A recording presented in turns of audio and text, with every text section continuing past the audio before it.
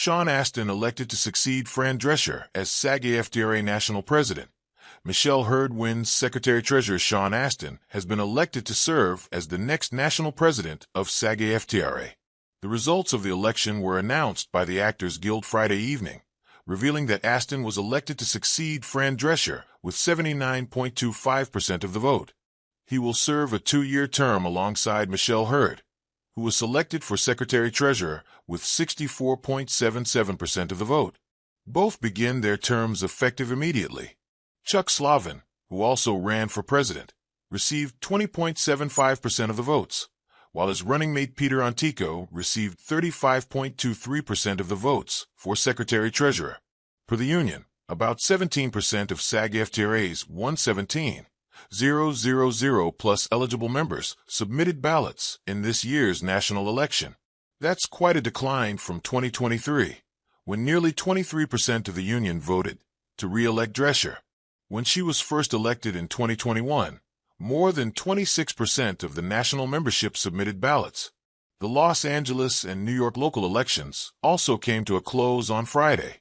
In Los Angeles, Jolie Fisher won her bid for Los Angeles local president, besting opponents Peter Antico and Brian Cruz with 66.64% of the vote.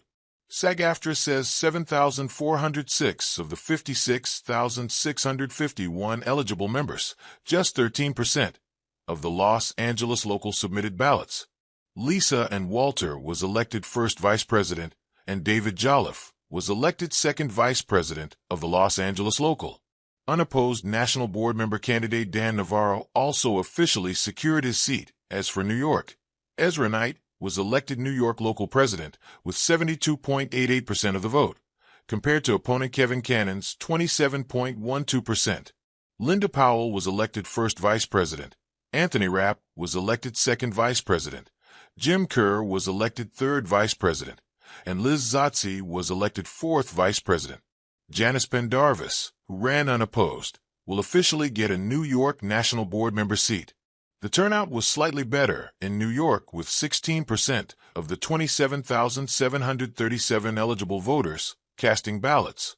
As the latest SAG-AFTRA national president, Astin follows in the footsteps of his mother Patty Duke, the Valley of the Dolls and the Miracle Worker actress, who became the second woman to ever run the then Screen Actors Guild in 1985.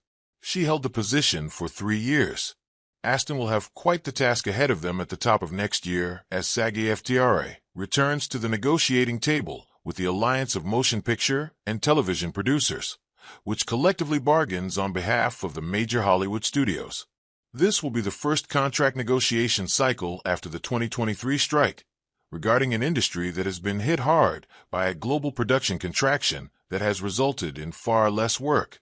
There are still some concerns the union is seeking to address, primarily regarding technological advances in artificial intelligence over the past 3 years.